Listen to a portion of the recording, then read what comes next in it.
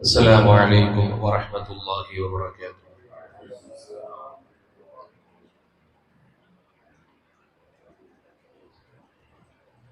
إن الحمد لله نحمده ونستعينه ونؤمن به ونتوكل عليه. اللهم صل على سيدنا محمد وعلى آل سيدنا محمد كما صليت وباركت على سيدنا إبراهيم وعلى آل سيدنا إبراهيم في العالمين إنك حميد مجيد. أعوذ بالله من الشيطان الرجيم. بسم الله الرحمن الرحيم. ألا إن أولياء الله لا خوف عليهم ولا هم يحزنون الذين آمنوا وكانوا يتقون لهم البشرى في الحياة الدنيا وفي الآخرة. صدق الله العلي العظيم. ഏറെ സമാദരണീയരായ പണ്ഡിതന്മാരെ,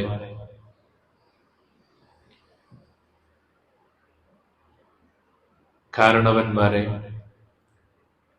പ്രിയപ്പെട്ട സഹോദരി സഹോദരന്മാരെ, അല്ലാഹു സുബ്ഹാനഹു വ തആല നമ്മുടെ ഒത്തുകൂടൽ അവന്റെ അടുക്കൽ പൊരുത്തമുള്ള ഒരു അമലായി നമ്മിൽ നിന്ന് സ്വീകരിക്കട്ടെ. നമ്മിൽ നിന്ന് മരണപ്പെട്ടു പോയവർക്ക് അല്ലാഹു മഗ്ഫിറത്ത് പ്രദാനം ചെയ്യട്ടെ. അവരെയും നമ്മെയും അല്ലാഹുവിന്റെ ഇഷ്ടപ്പെട്ട അടിയങ്ങളോടുകൂടെ മഹാനരായ ശൈഖ് ജീലാനി റളിയല്ലാഹു അൻഹു ഉൾപ്പെടെയുള്ള ഔലിയാക്കളോടുകൂടെ നാളെ ജന്നാത്തുൽ ഫിർദൗസിൽ ഒരുമിച്ച് കൂട്ടി അനുഗ്രഹിക്കട്ടെ. ആമീൻ യാ റബ്ബൽ ആലമീൻ. ബഹുമാനമുള്ളവരെ, നമ്മുടെ നാട്ടിൽ മഹാനായ ശൈഖ് ജീലാനി റളിയല്ലാഹു അൻഹുവിന്റെ അനുസ്മരണങ്ങളും ആണ്ടുപരിപാടികളും ഒക്കെ എല്ലാ മഹല്ലുകളിലും വളരെ ഭക്തി നിർഭരമായ രീതിയിൽ എല്ലാ വർഷവും നിർവഹിക്കപ്പെടാറുണ്ട്. അത് ഇന്നോ ഇന്നലെയോ തുടങ്ങിയതല്ല. കേരളത്തിൽ മുസ്ലിം സമൂഹം പരിശുദ്ധ ദീനിനെ വളരെ ജനകീയമായി അനുഭവിക്കുവാനും ആസ്വദിക്കുവാനും തുടങ്ങിയ കാലം മുതൽ നമ്മുടെ നാടിന് ലഭിച്ച ഏറ്റവും വലിയൊരു പ്രത്യേകത അള്ളാഹുവിന്റെ ഔലിയാക്കളിലൂടെ ഉള്ള അവരുമായിട്ടുള്ള ഒരു ബന്ധം സ്ഥാപിച്ചെടുത്ത് സച്ചരിതരായ അത്തരത്തിലുള്ള സ്വാലിഹീങ്ങളെ കണ്ടുകൊണ്ട് ജീവിതത്തെ ക്രമപ്പെടുത്താൻ നമ്മുടെ നാട്ടിലുള്ള കേരളത്തിലുള്ള മുസ്ലിങ്ങൾക്ക് സാധ്യമായിട്ടുണ്ട് എന്നത് നമ്മുടെ നാടിന്റെ ചരിത്രം പരിശോധിച്ചാൽ നമുക്കറിയുന്ന ഒരു കാര്യമാണ്. മറ്റു പല പ്രദേശങ്ങളിലും ഇസ്ലാമിന്റെ കടന്നുവരവിന് വളരെ വ്യത്യസ്തമായിട്ടുള്ള കാരണങ്ങൾ ഉണ്ടാകാറുണ്ട്. പക്ഷെ കേരളത്തിലേക്ക് ഉള്ള ഇസ്ലാമിന്റെ കടന്നുവരവും അതിന്റെ വളർച്ചയിലൊന്നും മറ്റു രാഷ്ട്രീയമായോ സൈനികമായോ ഉള്ള ഒരു ഇടപെടലുകളോ മറ്റോ ഉണ്ടായിട്ടില്ല. വളരെ ശുദ്ധ പ്രകൃതിയുള്ള സൽസ്വഭാവികളായ സച്ചരിതരായ നല്ല മനുഷ്യരുടെ വരവും അവരെ കാണലും അവരെ പിന്തുടരലും, ഇങ്ങനെ ഒരു പതിവാണ് നമ്മുടെ നാട്ടിൽ ഉണ്ടായിട്ടുള്ളത്. അതിന്റെ തുടർച്ചയിലാണ് ലോകത്തിന്റെ വിവിധ ഭാഗങ്ങളിൽ നമ്മൾ കാണുന്ന തുരീഖത്തിന്റെ മശായിഖുമാർ. ആ മശായിഖുമാരുമായി ബന്ധം സ്ഥാപിക്കുവാൻ അവരുടെ നിർദ്ദേശപ്രകാരമുള്ള അവരുടെ സിൽസിലകളിലൂടെ കൈമാറ്റം ചെയ്യപ്പെടുന്ന ഔറാദുകളെയും വിറുദുകളെയും അമലുകളെയും ഒക്കെ പതിവാക്കുകയും ചെയ്യുന്ന ഒരു ചുറ്റുപാട് നമ്മുടെ നാട്ടിലുണ്ടായി. അള്ളാഹു നൽകിയ വലിയൊരു തൗഫീഖാണ്. അള്ളാഹു നമുക്ക് നിലനിർത്തി തരട്ടെ. അപ്പൊ നമ്മുടെ ഈമാനിന്റെ, കേരളത്തിലെ മുസ്ലിങ്ങളുടെ ഈമാനിന്റെ, അവരുടെ ദീനീയായ ജീവിത ചുറ്റുപാടുകളുടെ, അവർക്കുള്ള ആത്മീയമായ വളർച്ചയുടെ കാരണക്കാർ യഥാർത്ഥത്തിൽ ഈ ആരിഫീങ്ങളായ അള്ളാഹുവിന്റെ ഔലിയാക്കളാണ്. അവരാണ് നമുക്ക് വിശുദ്ധ ഇസ്ലാമിന്റെ വെളിച്ചം പകർന്നത്. ദീനിന്റെ നിയമങ്ങൾ പറഞ്ഞു കൊടുക്കാൻ എളുപ്പമാണ്. നിസ്കാരത്തിന്റെ നിയമങ്ങളും അതിന്റെ ചിട്ടവട്ടങ്ങളൊക്കെ പറഞ്ഞു കൊടുക്കാൻ എളുപ്പമാണ്. പക്ഷെ തഖ്വയോടുകൂടി എങ്ങനെ നിസ്കരിക്കണം എന്നതിനെ അനുഭവിപ്പിക്കുക എന്നത് പ്രയാസമാണ്. അത് പാഠപുസ്തകത്തിലൂടെ കൈമാറ്റം ചെയ്യപ്പെടുന്ന ഒന്നല്ല. ഇവിടെ കൂടിയിരിക്കുന്ന പ്രായമുള്ള ആളുകൾ തന്നെ ആലോചിച്ചാൽ നമ്മൾ നിസ്കാരത്തിന്റെ നിയമം പഠിച്ചത് ഒരുപക്ഷെ മദ്രസയിൽ നിന്നായിരിക്കും. പക്ഷെ എങ്ങനെയാണ് ഒരു മുസ്ലിമിന്റെ ഇബാദത്തിന്റെ ചിട്ടവട്ടങ്ങൾ ഉണ്ടാകേണ്ടത് എന്ന് നമ്മൾ പഠിച്ചത് എവിടെ നിന്നാണ്? നമ്മുടെ നാടുകളിൽ നമുക്ക് നേതൃത്വം നൽകിയിരുന്ന പഴയകാലത്ത് നല്ല നല്ല സൂഫി ജീവിതം നയിച്ചിരുന്ന പണ്ഡിതന്മാർ, അവരെ കണ്ടുകൊണ്ട് അവർ നിർവഹിക്കുന്ന പോലെ അമലുകൾ ചെയ്യുക, അവർ ചെയ്യുന്ന ദുആകൾ അനുഷ്ഠിക്കുക, അവർ നമ്മളോട് നിർദ്ദേശിക്കുന്ന പ്രകാരം ഫാത്തിഹയും സ്വലാത്തുകളും മറ്റു മൗലിദുകളും ഒക്കെ പാരായണം ചെയ്യുക. ഇങ്ങനെ നമുക്ക് മുമ്പിൽ നമ്മൾ നമ്മുടെ മാർഗദർശികളായി കണ്ടിരുന്ന ആത്മീയതയുള്ള പണ്ഡിതന്മാർ, അവർ നമുക്ക് മുമ്പിൽ നിന്ന് നയിച്ചപ്പോഴാണ് നമ്മുടെ ജീവിതത്തിലും സംസ്കാരത്തിലും ശീലങ്ങളിലും ഒക്കെ ഈ ഒരു ആത്മീയമായ ഭാവങ്ങൾ ഉണ്ടായത്. ഒരുപക്ഷെ ഇസ്ലാമിന്റെ നിയമങ്ങൾ പഠിക്കുക എന്നത് നിയമമായി പഠിക്കാൻ വളരെ എളുപ്പമായിരിക്കും. അതിന് ഹൃദയം കൊണ്ട് പഠിക്കലാണ് പ്രയാസം. ലാ ഇലാഹ ഇല്ലല്ലാഹ് എന്ന ദിക്ർ ചൊല്ലണം എന്ന് പറയാൻ എളുപ്പമാണ്. പക്ഷെ ആ ദിക്ർ അനുഭവിച്ചുകൊണ്ട് ചൊല്ലണം എന്നത് പറഞ്ഞാൽ കിട്ടുന്ന ഒന്നല്ല. അത് സഹവാസത്തിലൂടെ കിട്ടേണ്ടതാണ്. അത് കണ്ടു പരിചയിച്ച് കിട്ടേണ്ടതാണ്. നമ്മുടെ നാട്ടിൽ അങ്ങനെ കണ്ടു പരിചയിച്ച് കിട്ടുന്ന രീതികൾ ഉണ്ടായിരുന്നു. ആ രീതികളാണ് നമ്മുടെ നാട്ടിലെ വഅദ് പരിപാടികൾ, മൗലിദ് മജ്ലിസുകൾ, ആത്മീയ വേദികൾ. ഈ വേദികളിലൂടെ നമുക്ക് നിരന്തരമായി അത്തരത്തിലുള്ള ആത്മീയമായ ഉന്മേഷം ലഭിക്കപ്പെട്ടു. അതിന് നമ്മുടെ പൂർവ്വസൂരികളായ ആളുകൾക്ക് ലഭിച്ചതുപോലെ തന്നെ നമ്മുടെ അടുത്ത തലമുറകൾക്കും കൈമാറണം. അതുകൊണ്ടാണ് ഈ കാലഘട്ടത്തിൽ ഇത്തരത്തിലുള്ള പരിപാടികൾക്ക് കൂടുതൽ പ്രാധാന്യമുണ്ട് എന്ന കാര്യം നമ്മൾ തിരിച്ചറിയേണ്ടതുണ്ട്. അള്ളാഹു നമുക്ക് അതിനെ നിലനിർത്തി തരട്ടെ. മഹാനായ ശൈഖ് ജീലാനി റളിയല്ലാഹു അൻഹു ലോകത്ത് മറ്റനേകം സൂഫികൾ ഉണ്ടായിട്ടുണ്ടെങ്കിലും കഴിഞ്ഞു പോയിട്ടുണ്ടെങ്കിലും അവരിൽ നിന്നൊക്കെ വ്യത്യസ്തമായി അള്ളാഹുവിന്റെ ഒരു നിയോഗം പോലെ പരിശുദ്ധ ദീനിന്റെ ഒരു പുനഃസ്ഥാപനത്തിന് നിയോഗിക്കപ്പെട്ട ആളായിരുന്നു മഹാനായ ശൈഖ് ജീലാനി റളിയല്ലാഹു അൻഹുവിന്റെ കാലത്ത്. ബഗ്ദാദിൽ മഹാനവറുകൾ ജീവിച്ചിരിക്കുമ്പോൾ അതേ സമയത്തു തന്നെ മഹാനവറുകളുടെ ദറജയിലെത്തിയ ഒരു ധാരാളം സൂഫികളെ ആ കാലഘട്ടത്തിൽ ത്വരീഖത്തിന്റെ മശായിഖുമാരുണ്ടായിരുന്നു. പല ആളുകൾക്കും പിശാചിന്റെ ദുർബോധനങ്ങൾക്ക് വഴിപ്പെടുന്ന സ്ഥിതി ഉണ്ടായി. പക്ഷേ അതിൽ നിന്നൊക്കെ രക്ഷപ്പെട്ട് മറ്റാർക്കും സാധ്യമാകാത്ത വിധത്തിൽ മഹാനായ ശൈഖ് ജീലാനി റളിയല്ലാഹു അൻഹുവിനെ ഈ പരിശുദ്ധ ദീനിന്റെ ഇഹ്യാഇനെ ഏൽപ്പിക്കുകയാണ്. സൂഫി പണ്ഡിതന്മാര് പറയുന്നുണ്ട്, ശൈഖ് ജീലാനി റളിയല്ലാഹു അൻഹു നിർവഹിച്ച ദൗത്യം എന്താണ്? ദീനിൽ പണ്ഡിതന്മാർ കുറഞ്ഞ കാലത്തല്ല മഹാനവറുകൾ ബഗ്ദാദിലേക്ക് വന്നത്. ധാരാളം ആലിമീങ്ങളും അഇമ്മത്തും ജീവിച്ചിരുന്ന കാലം. മഹാനായ ഇമാം ഗസാലി റളിയല്ലാഹു അൻഹു അവിടുന്ന് ബഗ്ദാദിൽ നിന്ന് അവരുടെ ഉസ്ലത്തിന്റെ വഴിയിലേക്ക് ഒറ്റയ്ക്കിരിക്കുക, ഖൽവത്തിന് വേണ്ടി ഒരു മാറി നിൽക്കുന്ന പ്രദേശത്തേക്ക് ഒരു ഒറ്റയാനായിട്ടുള്ള ജീവിതത്തിന് വേണ്ടി പോയ, ധ്യാനത്തിന് വേണ്ടി പോയ നേരമാണ്. ആ കൊല്ലമാണ് ശൈഖ് ജീലാനി റളിയല്ലാഹു അൻഹു ബഗ്ദാദിലേക്ക് വരുന്നത് പഠിക്കാൻ. ആ പഠനം 10-30 കൊല്ലത്തോളം മഹാനവറുകൾ അവിടെ പഠിക്കുന്നുണ്ട്. ആ പഠിക്കുന്ന കാലയളവിൽ മഹാനവറുകളുടെ കൂടെ സാമ്പത്തിക സ്രോതസ്സുകൾ ഉണ്ടായിട്ടില്ല, ഭക്ഷണം കഴിക്കാൻ വഴിയുണ്ടായിട്ടില്ല. മഹാനവറുകൾ പറയുന്നുണ്ട്, ഒരിക്കൽ ഭക്ഷണത്തിന് വിശന്നിട്ട് ഒരു നിർമ്മാണത്തിലിരിക്കുന്ന വീടിന്റെ ഉള്ളിലേക്ക് ചെന്നപ്പോൾ അവിടെ ധാരാളം ആളുകൾ അവിടെയുണ്ട്. പലരും ഭക്ഷണം കഴിക്കുന്നുണ്ട്.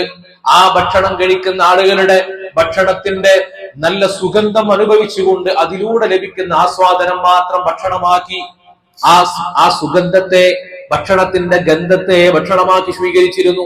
അങ്ങനെ കഷ്ടപ്പാടോടുകൂടിയുള്ള ജീവിതമാണ്. അങ്ങനെ ബഗ്ദാദിൽ ജീവിച്ചിരുന്ന മഹാനവറുകൾ ആ കാലഘട്ടത്തിൽ അന്ന് ആലിമീങ്ങൾക്ക് കുറവില്ല, സൂഫിയാക്കൾക്ക് കുറവില്ല, ത്വരീഖത്തുകൾക്ക് കുറവില്ല, ഭരണാധികാരികൾക്ക് കുറവില്ല. ഇസ്ലാമിന്റെ സുവർണ കാലഘട്ടം എന്ന് പറയുന്ന സമയമാണ്.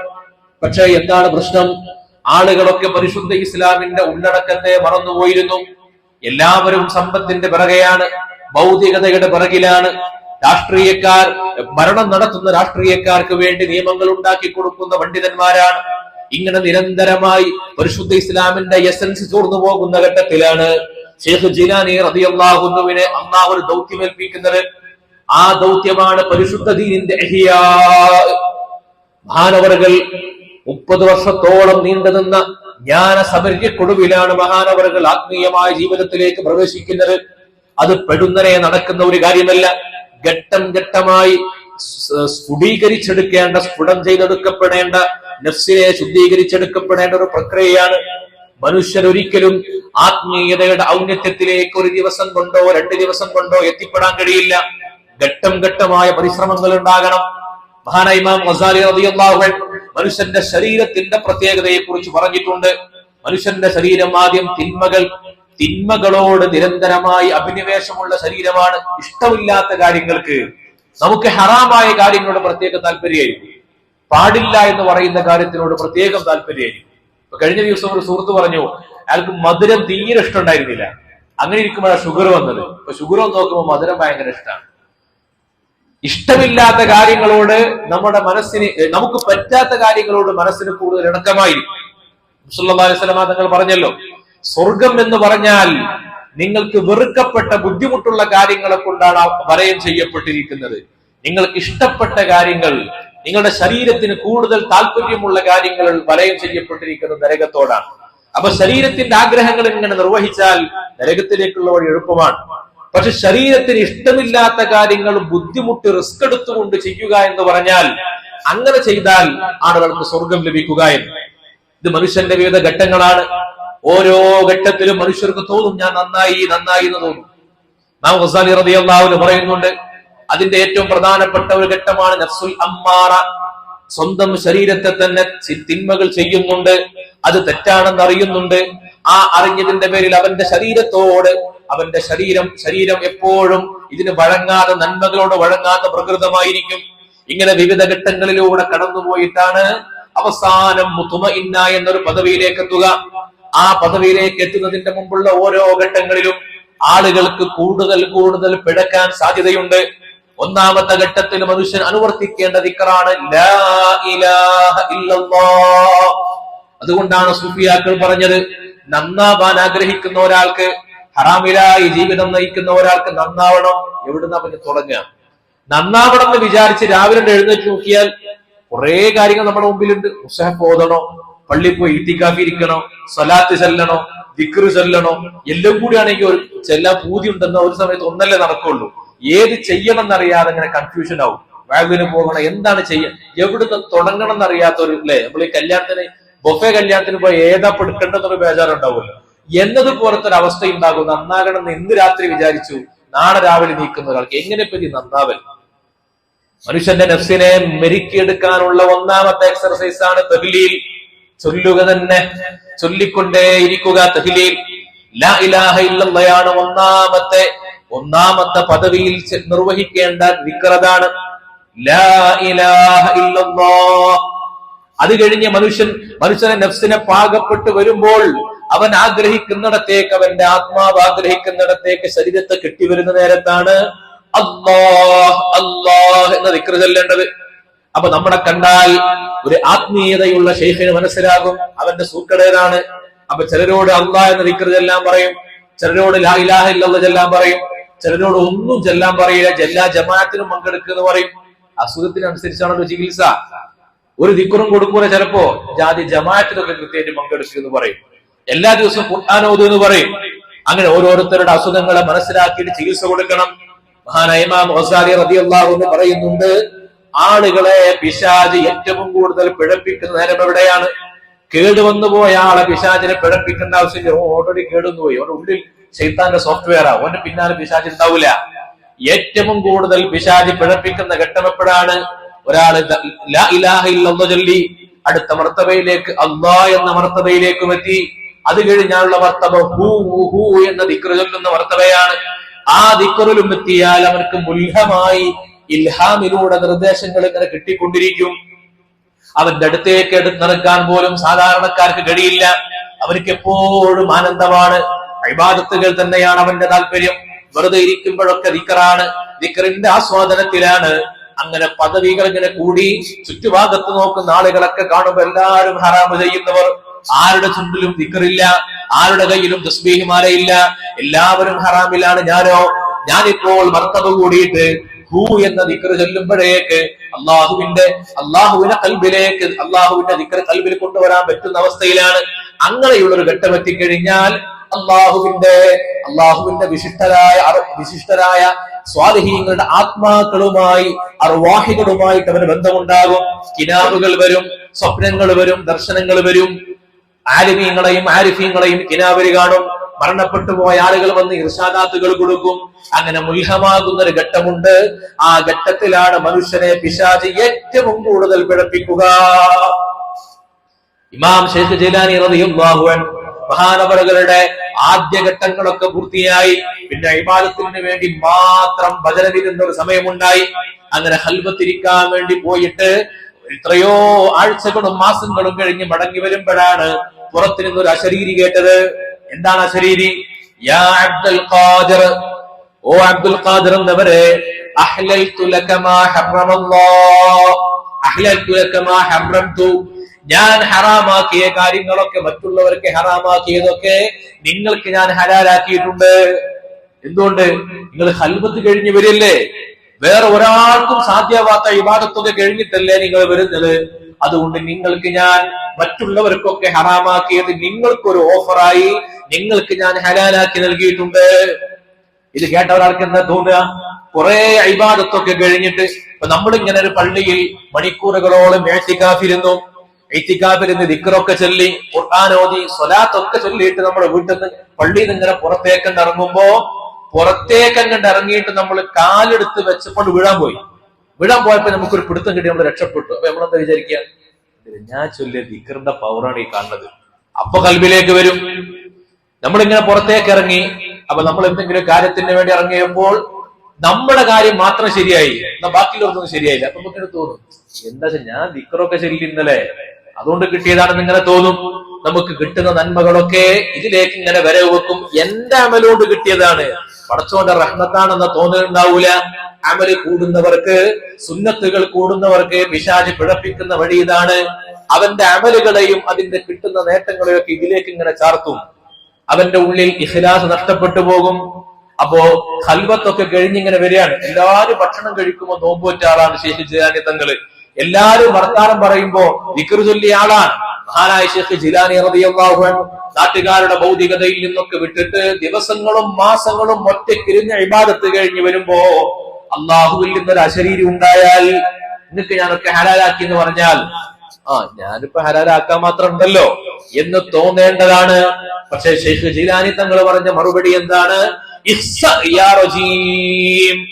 ഓടുന്ന ശൈത്താനെ എന്നിട്ട് ഒരൊറ്റ ആട്ടലാണ്. ആ വെളിച്ചം കുറച്ചപ്പുറത്തേക്ക് പോയി എന്ന് തിരിഞ്ഞെന്ന് ചോദിച്ചു, ഞാൻ ശൈത്താനാണ്. എങ്ങനെ എനിക്ക് മനസ്സിലായി? നിങ്ങളുടെ ഈ പദവിയിലെത്തിയ 70ഓളം സൂഫികളെ ഞാൻ ഈ ഒരൊറ്റ ടെക്നിക്കിൽ ഞാൻ പഠിപ്പിച്ചിട്ടുണ്ട്. നിങ്ങൾക്ക് ഇതെങ്ങനെ പിടുത്തം കിട്ടി? മഹാനായ ശൈഖ് ജിലാനി റളിയല്ലാഹു അൻഹു പറഞ്ഞു, നീ പറഞ്ഞ ആ ഓഫറും തന്നെ മനസ്സിലായി, പിശാചാണ്. അഹ്ലൽതു ലക മാ ഹറമല്ലാഹ് എന്ന് പറഞ്ഞാൽ ഞാൻ ഹറാമാക്കിയതിനെ നിനക്ക് ഹലാലാക്കി എന്ന് അല്ലാഹു ഒരിക്കലും പറയില്ല. എന്തുകൊണ്ട്? ഖുർആൻ തന്നെ പറഞ്ഞിട്ടുണ്ട്, ഫഅ്ബുദ് റബ്ബക ഹത്താ യഅതിയകൽ യഖീൻ. മരിക്കുന്നവരെ, അല്ലാഹുവിനെ കണ്ടുമുട്ടുന്നവരെ ഇബാദത്ത് തന്നെ, അതിൽ മാറ്റമില്ല. അത് ഖുർആന്റെ നസ്സാണ്. നബി സല്ലല്ലാഹു അലൈഹി വസല്ലമ തങ്ങൾ കാലിൽ നീര് കെട്ടി വീർക്കുന്നവരെ, നബി സല്ലല്ലാഹു അലൈഹി വസല്ലമ തങ്ങള് അവിടുന്ന് നിസ്കാരത്തിലാണ്, നിന്നുകൊണ്ടുള്ള നിസ്കാരത്തിലാണ്. സ്വർഗം കൊണ്ട് സന്തോഷ വാർത്ത അറിയിക്കപ്പെട്ട ഉമർ ഇബ്നുൽ ഖത്താബ് റളിയല്ലാഹു അൻഹു സ്വർഗമുണ്ടെന്ന് മാത്രമല്ല, സ്വർഗത്തിലൊരു കൊട്ടാരം, വെള്ള കൊട്ടാരം ഉമറിന് ഉണ്ട് എന്ന് വാക്ക് നൽകപ്പെട്ടിട്ടുണ്ട്. പക്ഷെ ആ ഉമർ റളിയല്ലാഹു അൻഹുവാണ് എല്ലാ ദിവസവും ചാട്ടവാറെടുത്തുകൊണ്ട് പുറത്തേക്ക് അടിച്ചിട്ട്, ഉമറേ, നീ സ്വയം നന്നാവാതെ ആളുകളെ നന്നാക്കുകയാണോ എന്ന് ചോദിച്ചിട്ട്, ഹാസിബു ഖബ്ല അൻ തുഹാസബു, നിങ്ങളെ വിചാരണക്ക് വെക്കുന്നതിന്റെ മുമ്പ് സ്വയം വിചാരണ ചെയ്യണമെന്ന ആ കൽപ്പനയെ ശിരസാ വഹിച്ചത്. അങ്ങനെയുള്ളവരൊക്കെ കഴിഞ്ഞു പോയിരിക്കെ എന്നോട് ഞാനൊക്കെ ഹലാലാക്കി എന്ന് പറഞ്ഞാൽ നീയാണ് പിശാചും അഭിശപ്തനുമെന്ന് എനിക്കറിയാം. ശൈഖ് ജിലാനി റളിയല്ലാഹു അൻഹു ഈ ഒറ്റ വഴിയിലൂടെ ആ കാലഘട്ടത്തിലെ 70ഓളം വരുന്ന തുരീഖത്തിന്റെ ആളുകളെ പിഴപ്പിച്ചിട്ടുണ്ടായിരുന്നു അത്രേ. എന്തുകൊണ്ട് ശൈഖ് ജിലാനി റളിയല്ലാഹു അൻഹു പിഴച്ചുപോയില്ല? മഹാനവറുകളുടെ ശരീഅത്ത് കാമിലായിരുന്നു, ശരീഅത്തിന്റെ വിജ്ഞാനങ്ങൾ പൂർണ്ണമാണ്. മഹാനായ സൈനുദ്ദീൻ മഖ്ദൂം റളിയല്ലാഹു അൻഹു നമുക്ക് പഠിപ്പിച്ചു തന്ന പോലെ ശരീഅത്തിന്റെ പൂർണ്ണതയിലെത്തിയതിന് ശേഷമാണ് തുരീഖത്തിന്റെ പദവിയിലേക്ക് പ്രവേശിക്കേണ്ടത്. അല്ലെങ്കിൽ പിശാച് അവിടെ പിഴപ്പിക്കും. നോക്കൂ, ഇങ്ങനെ എല്ലാ പരീക്ഷണത്തിന്റെ ഘട്ടങ്ങളെയും അതിജയിച്ച് ഒരു സാധാരണ മനുഷ്യന് സാധ്യമാകാത്ത അപ്രാപ്യമായ വഴികളെ കഷ്ടപ്പാടിലൂടെ ഇൽമിൻ കൊണ്ട്, ഹഖീഖത്ത് കൊണ്ട്, യഖീൻ കൊണ്ട് മറികടന്നിട്ടാണ് ശൈഖ് ജീലാനി റളിയല്ലാഹു അൻഹു ഈ പദവിയിലെത്തിയത്. എന്നിട്ടോ മഹാനവറുകളുടെ ഒരു മജ്ലിസ്, ഒരു വഅദിന്റെ മജ്ലിസ് പങ്കെടുത്താൽ ആ മജ്ലിസ് പിരിഞ്ഞു പോയാൽ 12,000 മഷിക്കുപ്പികൾ ആ മജ്ലിസിൽ ഉണ്ടായിരുന്നു എന്നാണ്. 12,000 മഷിക്കുപ്പികൾ. ഈ പ്രപഞ്ചത്തിൽ മറ്റുള്ളവർക്കൊന്നും കാണാത്ത കാര്യങ്ങളെ അല്ലാഹു തആല മഹാനവറുകൾക്ക് കാണിച്ചു കൊടുത്തു. എന്തുകൊണ്ടാണ്? ഈ പരീക്ഷണത്തിന്റെ ഘട്ടങ്ങൾ മറികടന്നിട്ടാണ്. ഈ ഘട്ടങ്ങൾ മറികടന്നത് കൊണ്ടാണ് ആളുകളെ നന്നാക്കിയെടുക്കുവാനുള്ള യോഗ്യതയെ, കിരീടത്തെ മഹാനവറുകളുടെ തലയിലേക്ക് വെച്ചു കൊടുക്കപ്പെട്ടത്. അത് ലോകം അംഗീകരിച്ച കാര്യമാണ്. ആ മഹാനവറുകളുടെ മജ്ലിസിൽ സല്ലല്ലാഹു അലൈഹി വസല്ലമ തങ്ങളുടെ ഹുദൂർ ഉണ്ടായിരുന്നു എന്ന് പണ്ഡിതന്മാർ രേഖപ്പെടുത്തിയിട്ടുണ്ട്. അവിടുത്തെ സദസ്സിൽ വന്നിരുന്നാൽ 10,000-കണക്കിന് ആളുകളാണ് ഒരു സദസ്സിൽ. മഹാനവറുകളുടെ വഅദ് കണ്ടിട്ടില്ലെങ്കിൽ പോലും കേട്ടിട്ടില്ലെങ്കിൽ പോലും അവിടുത്തെ ഒന്ന് കണ്ടാൽ ഉള്ളിലേക്ക് നൂറ് കടക്കും. മഹാനായ ശൈഖ് സുഹ്റവർദി റളിയല്ലാഹു അൻഹു, ശൈഖുൽ അക്ബർ മുഹയ്യിദ്ദീൻ ഇബ്നു അറബി റളിയല്ലാഹു അൻഹു രണ്ടുപേരും തമ്മിലുണ്ടായ സമാഗമത്തെ ചരിത്രത്തിൽ ചർച്ച ചെയ്തിട്ടുണ്ട്.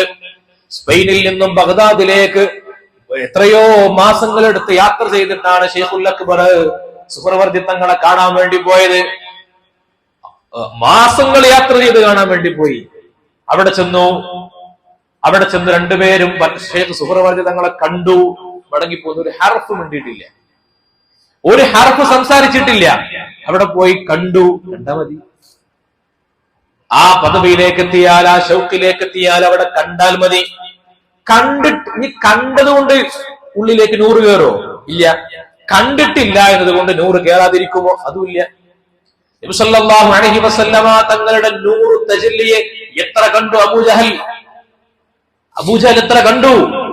സല്ലല്ലാഹു അലൈഹി വസല്ലമ തങ്ങളുടെ ആ ജലാലത്തിലെ എത്ര കണ്ട്? അബൂലഹബ് കണ്ടില്ല. അബൂലഹബിന് ബോധ്യമില്ലേ നബി സല്ലല്ലാഹു അലൈഹി വസല്ലമ തങ്ങളെ ഹഖാണ്, അവിടുത്തേക്ക് നുബുവത്തിന്റെ പ്രകാശമുണ്ടെന്ന് അബൂലഹബിന് അറിയാമല്ലോ. പക്ഷെ അവിടുത്തെ കിബർ സമ്മതിക്കാത്തത് കൊണ്ടായിരുന്നു അവരുടെ. അബൂജഹലിന് അറിയാം നബി തങ്ങൾ ഹഖാണ്, പക്ഷേ നബി സല്ലല്ലാഹു അലൈഹി വസല്ലമ തങ്ങൾ അംഗീകരിച്ചാൽ ഖുറൈശി പദവി നഷ്ടപ്പെടും എന്നതുകൊണ്ടാണ് അബൂജഹൽ സമ്മതിക്കാതിരുന്നത്. അബൂജഹൽ എത്ര കണ്ടു? ഖുറൈശികൾ എത്ര കണ്ടു? അമ്പന്മാരൊക്കെ എത്ര കണ്ടു? ഉള്ളിലേക്ക് വല്ലതും കയറിയോ? പക്ഷേ നബി സല്ലല്ലാഹു അലൈഹി വസല്ലമ തങ്ങളെ ഒരിക്കൽ പോലും കണ്ടിട്ടില്ലാത്ത ഒരു മനുഷ്യനുണ്ടായിരുന്നു യമനിൽ. ഉവൈസുൽ ഖറനി റളിയല്ലാഹു അൻഹു കാണാൻ കൊതിച്ചിട്ട് മദീനയിലേക്ക് വന്ന് വീട്ടുവാതിൽക്കൽ വരെ എത്തി. ഹബീബായ റസൂലുള്ളാഹി സ്വല്ലല്ലാഹു അലൈഹി വസല്ലമ തങ്ങളെ കണ്ടില്ല, മടങ്ങിപ്പോയി. കാണാൻ പറ്റിയില്ല, സ്വഹാബിയായിട്ടില്ല, താബിഈയാണ്. പക്ഷെ ആ മഹാന് കിട്ടിയ പദവി എന്താണ്? സ്വർഗത്തിൽ കൊട്ടാരമുണ്ടെന്ന് റസൂലുള്ളാഹി സ്വല്ലല്ലാഹു അലൈഹി വസല്ലം വാക്ക് കൊടുത്ത ഉമർ റളിയല്ലാഹു അൻഹുവിനോട് നബി തങ്ങൾ വസൂയത്ത് ചെയ്യുന്നു, ഉവൈസുൽ ഖർനിയെ കൊണ്ട് ദുആ ചെയ്യിപ്പിക്കണം.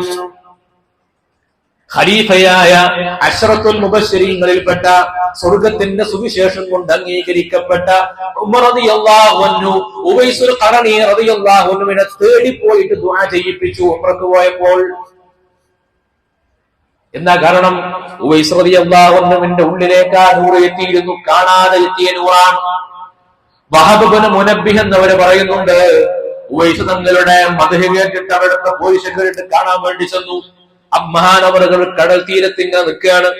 ആ കടൽ തീരത്ത് കാണാൻ വേണ്ടി ചെന്നപ്പോഴാണ് അപ്പൊ പറഞ്ഞത്, ഉമർ പോയല്ലോ, അവർ വേറെ ഏതോ നാട്ടിലാണ്.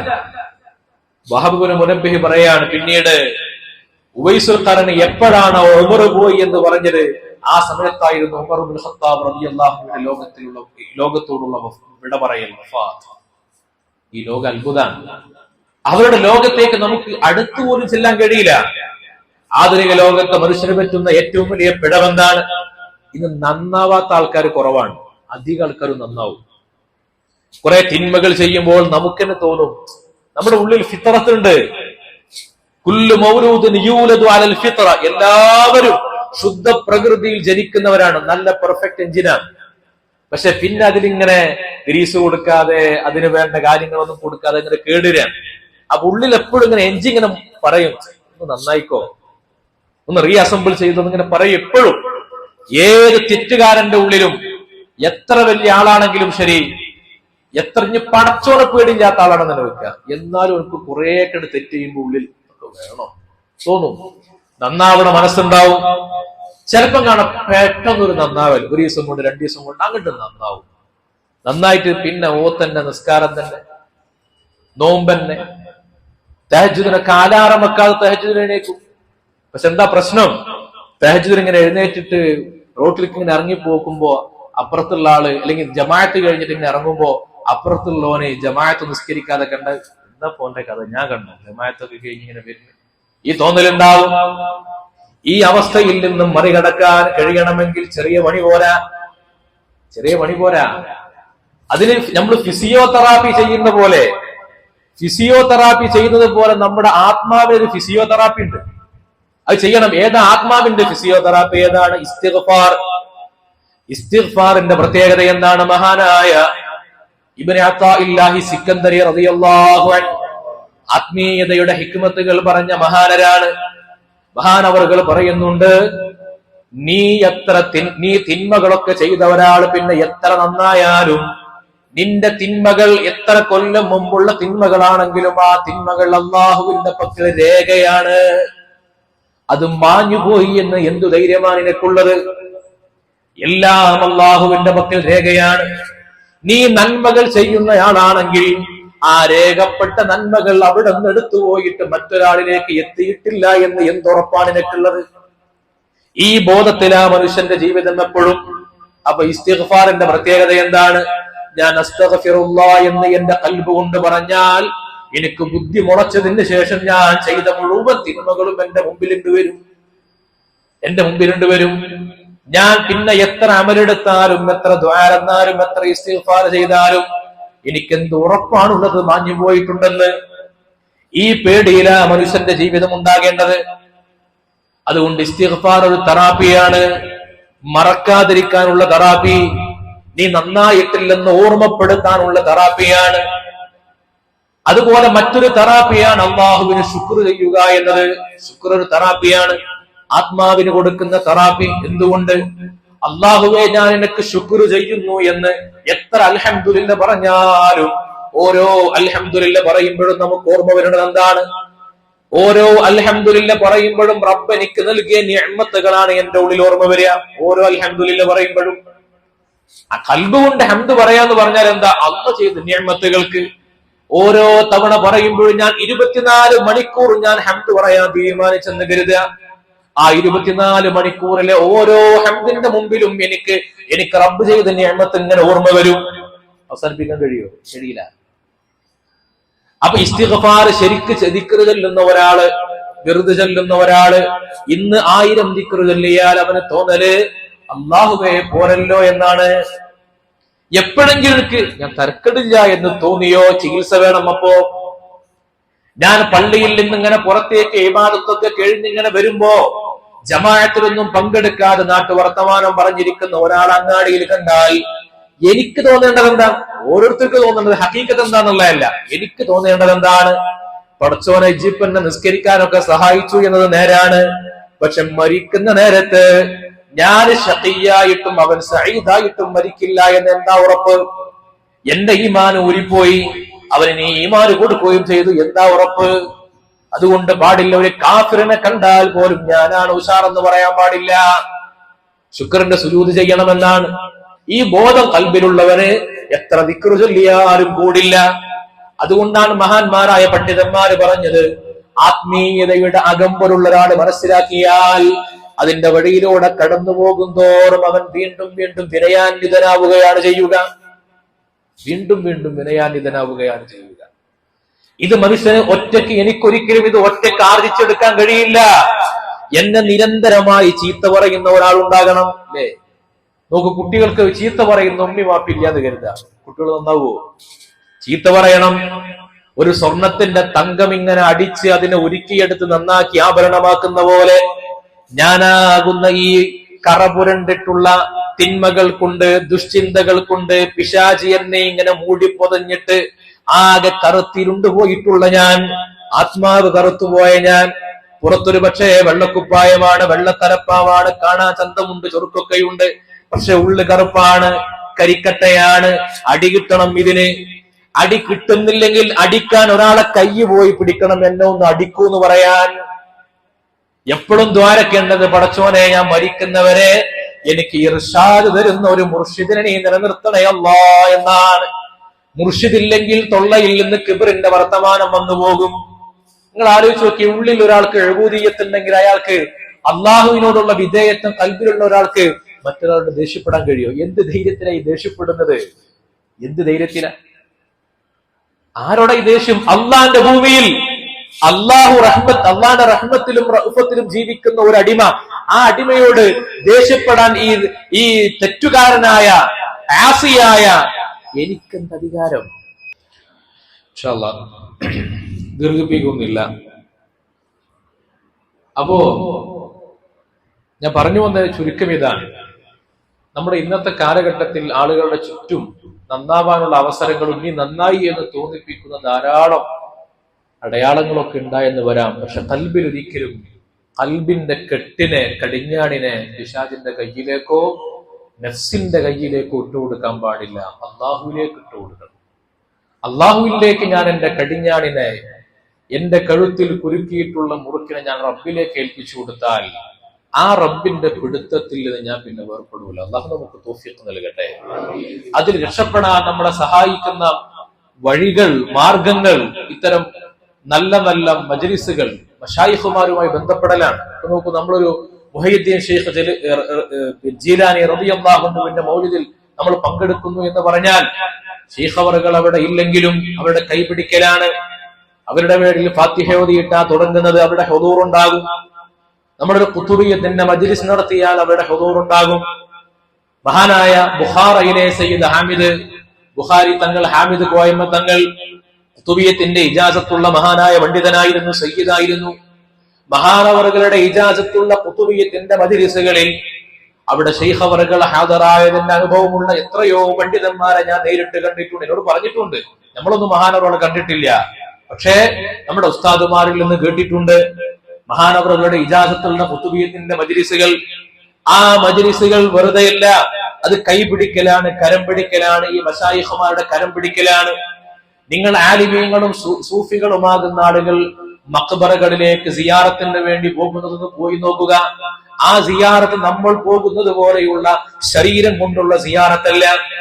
നമ്മുടെ പഴയ ആലിമീങ്ങളൊക്കെ ഒരു മഖ്ബറയിലേക്ക് സിയാറത്തിന് വേണ്ടി പോയാൽ അവരുടെ നൃത്തത്തിന് പോലും ഒരു ഭക്തി ഉണ്ടാകും. തലകുനിച്ചാ നിൽക്കുക. ആ നൃത്തത്തിനെ കുറിച്ച് അവർ വിശദീകരിക്കാറുള്ളത്, നമ്മൾ ഫാത്തിഹ ഓതി ദുആ ചെയ്ത് പിരിഞ്ഞു പോരുന്നതിന് പകരം നമ്മൾ അങ്ങോട്ട് ചെല്ലുന്നത് അവിടെ കിടക്കുന്ന മഹാൻ ആവാഹിച്ചെടുത്ത, സ്വീകരിച്ചെടുത്ത ഒരു നൂറുണ്ട്. ആ നൂറാണ് അവർ ജീവിതത്തിൽ അനുഭവിച്ചത്. ആ നൂറ് നമ്മളിലേക്കും പകരണമെന്നതാണ്, നമ്മളിലേക്കും ലഭിക്കണമെന്നതാണ്. അതുകൊണ്ടാണ് മഹാനായ ഇമാമുനാ ശാഫിഈ റളിയല്ലാഹു അൻഹുവിന് മനസ്സിന് വേദനയുണ്ടായാൽ അബൂ ഹനീഫ ഇമാമിന്റെ ഖബറിന്റെ പരിസരത്ത് പോയി സിയാറത്ത് ചെയ്യുമെന്ന്, അവിടുന്ന് പടച്ച റബ്ബിലേക്ക് 2 റക്അത്ത് നിസ്കരിക്കുമെന്ന് മഹാനവറുകൾ പറഞ്ഞത്. അതുകൊണ്ടാ ഈ നൂറിനെ സ്വീകരിക്കുമ്പോൾ ലഭിക്കുന്ന തണുപ്പിന് വേണ്ടിയിട്ടാണ്. നമ്മുടെ അമല് കൊണ്ട് രക്ഷപ്പെടാൻ കഴിയും, നമുക്ക് എന്ത് പ്രതീക്ഷയുള്ളത്? പക്ഷെ നമ്മൾ നിർവഹിക്കുന്ന ഇത്തരത്തിലുള്ള അമലുകൾ, ആ അമലുകൾ നമുക്ക് ഈ മഹാന്മാരുമായി ബന്ധമുണ്ടാകാനും അവരുടെ ശുപാർശകൾ ലഭിക്കാനും കാരണമാണ്. അതാണ് നമ്മൾ നിർവഹിക്കുന്ന സ്വലാത്തുകൾ, നമ്മൾ നിർവഹിക്കുന്ന അമലുകൾ. നാരിയത്തു സ്വലാത്ത് നമ്മൾ ചെല്ലാറുണ്ട്. മഹാനായ ഇമാം ഖുർത്തുബി റളിയല്ലാഹു അൻഹു പറയാൻ, ഒരാൾ എല്ലാ ദിവസവും 41 തവണ നാരിയത്തു സ്വലാത്ത് ഒരാൾ ചൊല്ലിയാൽ അവന്റെ ഹാജത്തുകളെ അള്ളാഹു കൂട്ടിക്കൊടുക്കും. അത് മുജറബാണ്. ഇമാം ഖുർത്തുബി റളിയല്ലാഹു അൻഹു ഹിജ്റ 800കളിൽ ജീവിച്ച മഹാനാണ്. എത്ര കൊല്ലമായി? 10-700 കൊല്ലം മുമ്പ് ജീവിച്ച മഹാന്മാരുടെ ജീവിതാനുഭവമാണത്. നമ്മൾ ബുറുദ ചൊല്ലാറുണ്ട്. ബുറുദ ഇപ്പോഴാണ് നമ്മുടെ വീടുകളിൽ നിന്നും കുറഞ്ഞ സ്റ്റേജിൽ മാത്രമായി പരിമിതപ്പെട്ടത്. ബുറുദ ഏറ്റവും കൂടുതൽ ചൊല്ലപ്പെടേണ്ടത് വീടുകളിലാണ്. എന്റെ വല്യപ്പയൊക്കെ എല്ലാ ദിവസവും ഒരു ഫസുൽ ബുറുദ ചൊല്ലാൻ മക്കളോട് നിർദ്ദേശിക്കാറുണ്ടായിരുന്നു.